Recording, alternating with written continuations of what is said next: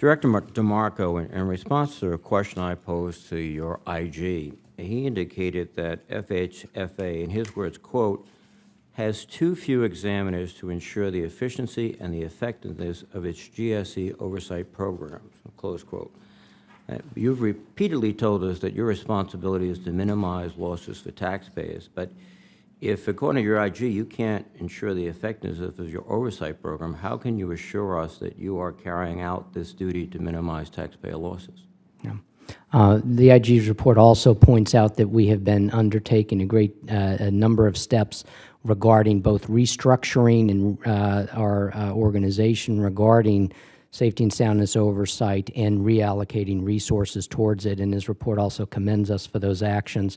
I would point out that we recently hired a new head of enterprise regulation. It's actually a statutorily stipulated position at the agency. It's an individual that actually came from spent most of his career at the Federal Reserve System as a senior examiner and one of the most senior executives in supervision at the Fed, and we are continuing in the process of not just increasing our staffing levels with regard to supervision, but under this new deputy director's leadership, we are restructuring, reorganizing the deployment of those resources to be more effective in our supervisory oversight.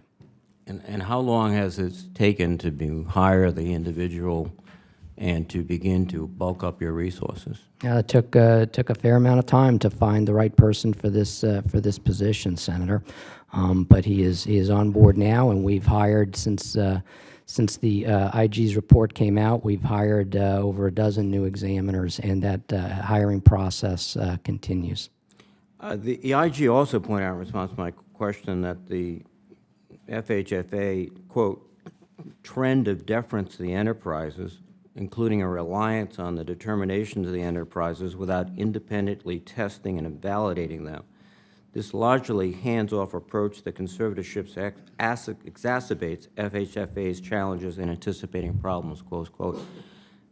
Given your deferential approach, it appears from the IG, is it just business as usual back at Fannie and Freddie? And given the fact that until very recently you haven't had a significant number of staff at a significant high level to overtake your responsibilities, that you have not been able fully to guarantee that taxpayer losses will be minimized?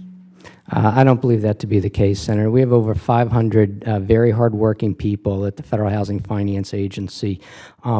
Believe the IG and I have a somewhat different perspective on the degree of involvement FHFA shall have in the day-to-day business operations of Fannie Mae and Freddie Mac.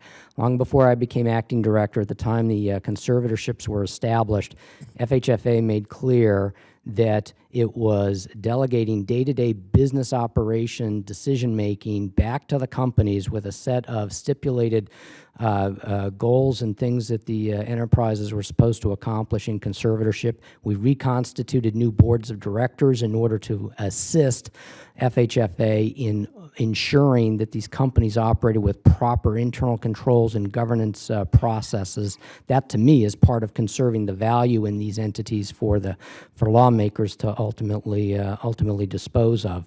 But I believe that in all critical matters where there's a question about the appropriateness of an action or a decision for the conservatorships, I am in close communication and discussions with the companies regarding such matters. Have you directed Fannie or Freddie or both to independently conduct an evaluation of the pros and cons of principal reduction as a way to hopefully in the long run enhance the value of their franchises?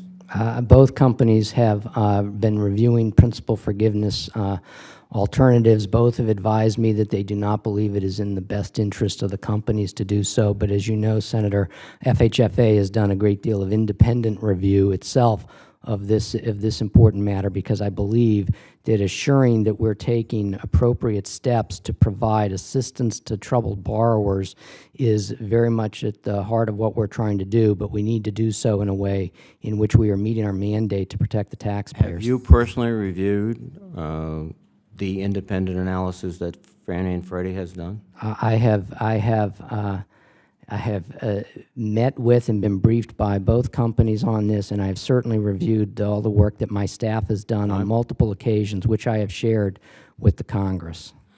Do you review the SEC filings that Fannie and Freddie make?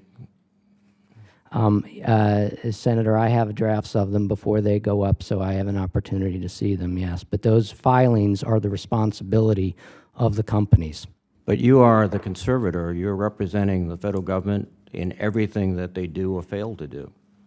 And again, you simply allow deference to what they decide. You review the drafts. And have you ever made any comments or changes in their SEC filings? We have made some observations to them about their SEC filings, but even in conservatorship, Senator, these companies remain private companies with responsibilities under the securities laws for the filings that are submitted, and the individual executives at those companies that have to sign those filings are subject to all of the legal responsibilities and potential penalties that other private firms are when they do securities filings, Senator. That's part of it being in As conservator, conservatorship. you feel no responsibility similarly?